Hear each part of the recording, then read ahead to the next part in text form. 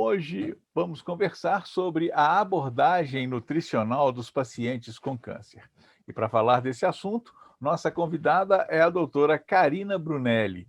Ela é médica formada na Faculdade de Medicina aqui de Barbacena, com especialização mais o título de especialista em clínica médica pelo Hospital Universitário Ciências Médicas em Belo Horizonte, especialização em gastroenterologia e nutrologia hospitalar no Hospital Vera Cruz, em Belo Horizonte. Título de especialista em nutrologia pelo Hospital do Servidor Iabram, em São Paulo. Médica na Fundação Hospitalar do Hospital do Estado aqui de Minas Gerais e realiza também atendimentos de consultório em Belo Horizonte e aqui em Barbacena, na clínica com a doutora Cristiane Dani e também na clínica Oncovertentes. Doutora Carina, seja bem-vinda ao canal BOL. Ei, Ricardo, é um prazer estar aqui. Olá, ouvintes.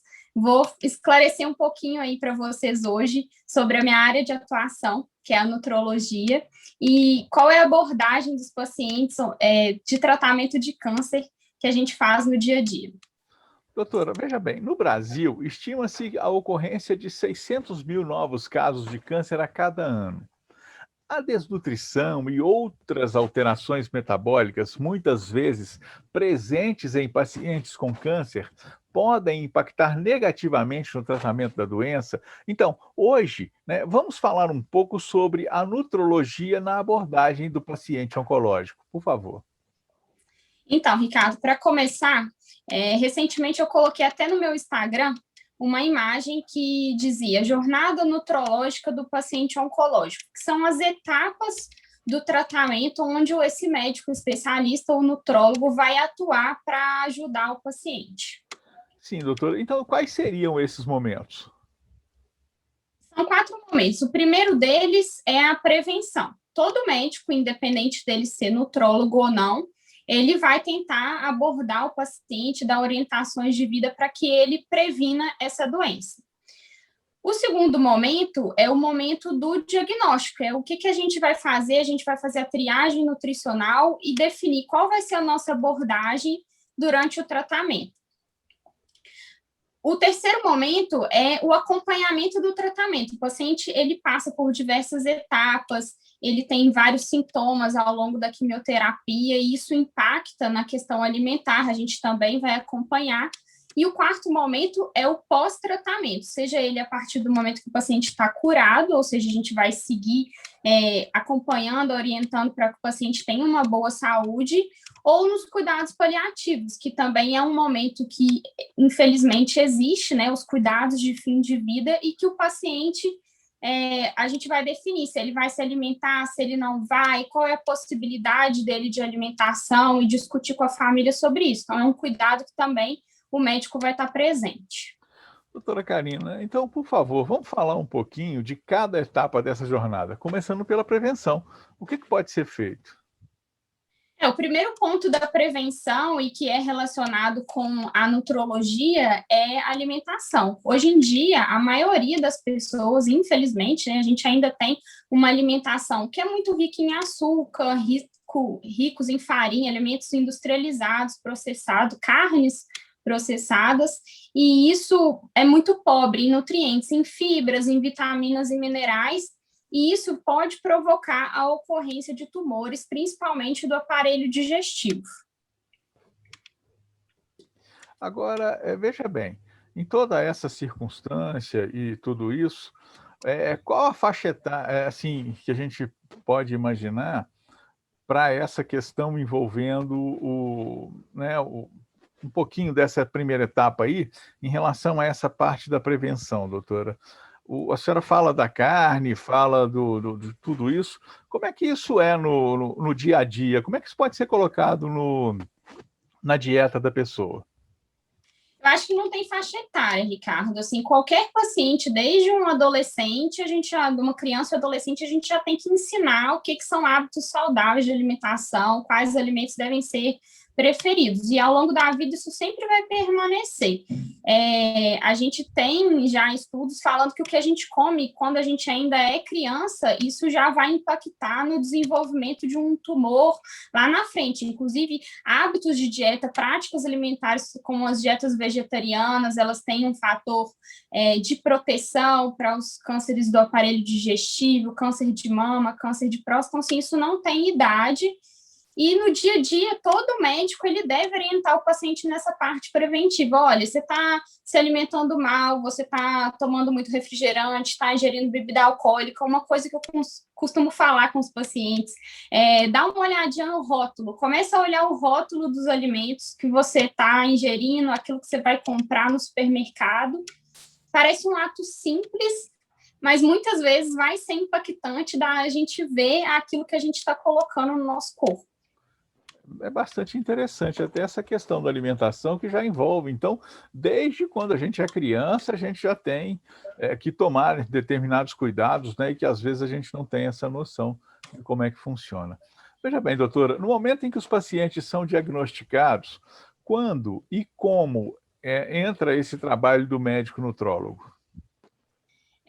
A partir do momento que o paciente é diagnosticado, a gente vai ter que fazer a triagem de risco nutricional para definir as condutas daí para frente. Então, o ideal é que a gente faça isso o mais precocemente possível. Num paciente que é internado no hospital, por exemplo, a gente tem 48 horas, é o que as diretrizes mandam, né? No máximo 48 horas para fazer uma triagem de risco nutricional. Existem os scores, né? Aquelas tabelinhas que a gente segue para ver se o paciente é baixo, médio ou alto risco, e a partir disso a gente tomar as condutas do paciente. A desnutrição ela é um fator muito significativo em relação ao prognóstico do paciente. Então, assim, é um paciente que tem mais complicações, é um paciente que tolera menos a quimioterapia, ele tem menos qualidade de vida durante o tratamento, então a gente tem que sempre identificar isso o mais precocemente possível e tomar as condutas, né? Definir qual vai ser a via de alimentação dele, se ele precisa de uma sonda, se ele está em via oral, mas ele está ingerindo a quantidade não satisfatória dentro das necessidades diárias dele de caloria e proteína, e a gente vê como é que vai ser ao longo do tratamento. Uhum. Agora, a senhora falou para a gente aqui a respeito dessa questão da desnutrição, e ela vai variar aí de acordo com o paciente, de acordo com a situação do paciente, né? Sim. Mas até porque essa questão da desnutrição também, ela é até um fator preponderante em relação a isso, né? Sim, a gente costuma dizer que o paciente, às vezes, ele não morre do tumor em si, ele morre do processo da desnutrição, das complicações que ela causa. E, infelizmente, dependendo da idade do paciente, do estágio da doença, quando ele teve o diagnóstico, se a doença já é avançada, pode chegar entre 20% ou até 80%, 90%, né, dos pacientes estarem extremamente desnutridos, ou até mesmo que a gente chama de caquexia da doença tumoral, que é o estágio final, onde o paciente já está muito debilitado, ele já perdeu quase toda a massa muscular que ele tinha, a capacidade de alimentação já é muito ruim, então isso aí é extremamente grave e é extremamente importante que no começo a gente já comece a tentar evitar que isso aconteça. Agora, para evitar isso, a senhora faz, então, uma avaliação da pessoa, né? Mas como é feita essa avaliação? Então, a gente faz uma avaliação do estado nutricional, mas feita por um médico, que é o médico nutrólogo. Então, a gente vai fazer a junção da anamnese, que é a história de saúde do paciente, tudo que aconteceu com ele ao longo da vida. Lembra aí que eu falei que a gente começa a prevenção nas idades ainda de criança, adolescente, como é que foi a vida desse paciente ao longo do percurso dele. Isso é importante para a gente, é significativo. Se aquele paciente vai falar, eu sempre fui obeso, eu sempre me alimentei mal, eu fumei na minha adolescência, então isso tudo a gente vai entrevistar o paciente, vai colher esses dados. Os dados antropométricos, que é peso, altura, circunferência abdominal, que é um fator de risco, né, para doenças tipo câncer, circunferência de panturrilha, que é um marcador que a gente tem para saber se o paciente está perdendo massa muscular. Então, a gente vai juntar diversos dados para poder ver qual que é o estado real de saúde do paciente naquele momento. Então, a gente vai fazer exames bioquímicos, dosagem de vitaminas e minerais, isso também tem significado no tratamento. Aquele paciente que já vem deficiente, a gente precisa ser mais agressivo, a gente precisa repor mais rápido, porque isso tudo ajuda ele a suportar o tratamento. Uma outra coisa que eu faço também no consultório é um recordatório alimentar, seja ele feito com o próprio paciente, quando ele fala tranquilamente, quando ele consegue se expressar, ou com a família, aquela pessoa que cuida, a pessoa que é responsável pela cozinha de casa. A gente faz uma estimativa, ou um cálculo mesmo, da quantidade de caloria e de proteína que o paciente ingere ao longo do dia, e bate aquilo, correlaciona aquilo com as necessidades calóricas e proteicas do paciente, de acordo com a doença dele, de acordo com a situação clínica, para ver quanto que eu preciso de dar, se eu preciso suplementar, se a via oral dele não está sendo satisfatória e eu preciso colocar uma sonda. Então, isso também é feito no momento da consulta. Uma outra coisa que a gente faz é o aparelho de bioimpedância que a gente tem lá na clínica, eu tenho no consultório, que é um aparelho de composição corporal que a gente avalia a quantidade de água. Então, às vezes o paciente já chega desidratado, lá no papel do exame já me mostra isso, apesar de eu ver, né, no exame físico, a quantidade de massa de gordura, a quantidade de massa muscular que o paciente tem. Então, isso me ajuda nos cálculos, me ajuda a definir quanto que eu vou dar de proteína e caloria para o paciente naquele momento. Existem as fórmulas preditivas, os cálculos que a gente faz para o paciente que não consegue pesar, mas o ideal é que a gente tenha, assim, se cerque do maior número de dados para ter uma maior precisão. O que eu costumo falar, assim, quando eu conto para as pessoas como é que isso é feito e o porquê que isso é feito, é assim: a gente estima que o paciente vai necessitar de mais calorias e mais proteínas, então eu tenho que chegar naquela meta. Porém, se eu dou comida demais de uma vez, se eu tento, o paciente é grave, eu me empolgo naquilo, dar comida demais, nutrir o paciente muito rápido, isso também é deletério.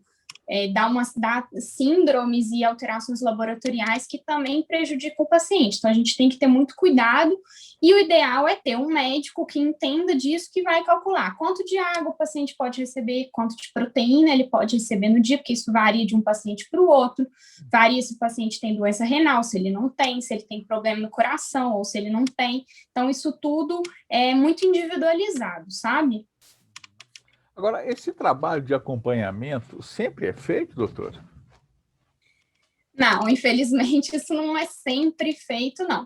Os estudos, os artigos que falam desse tipo de abordagem, de cuidados multidisciplinares do paciente oncológico, eles falam que os cuidados eles variam entre 30% a 60% dos pacientes. O ideal é que todo mundo recebesse esse tipo de cuidado, né? Então, tem um médico que vai calcular, né, essas necessidades, que entenda a história clínica dele, como é que ele chegou naquele diagnóstico. Então, por exemplo, quando o paciente chega para mim com um câncer do aparelho digestivo, eu até pela minha formação, pela minha especialização em gastroenterologia, eu entendo o que aconteceu com ele, se ele tinha um fator de risco, se ele não tinha, se ele tinha uma história familiar que era forte daquele tipo de doença, né? Então, assim, a gente acaba tendo uma assistência melhor.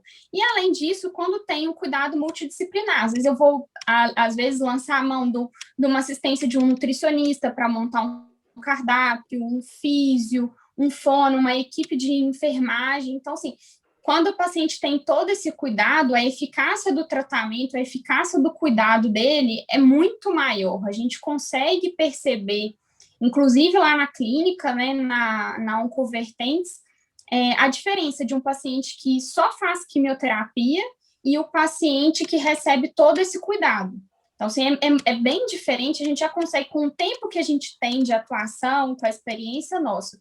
Inclusive, hoje em dia, assim, recentemente eu comentei isso com o pessoal, a gente começa a receber pacientes que tratam pelo SUS, né, até pelo questão de poder aquisitivo e tudo, que ainda bem, né, que o governo disponibiliza esses tratamentos, mas a gente vê a diferença do paciente que faz a quimioterapia e vai, até trata lá no SUS, mas vem com a gente acompanhar, vem comigo fazer uma avaliação, fazer suplementações de vitaminas que às vezes ele estão deficiente e naquela quantidade de gente que atende não consegue ter esse cuidado. Isso aí é bem legal. Agora, durante o tratamento, a linha de cuidados vai seguindo, sempre presente. Conta pra gente, doutora, um pouquinho dessa etapa.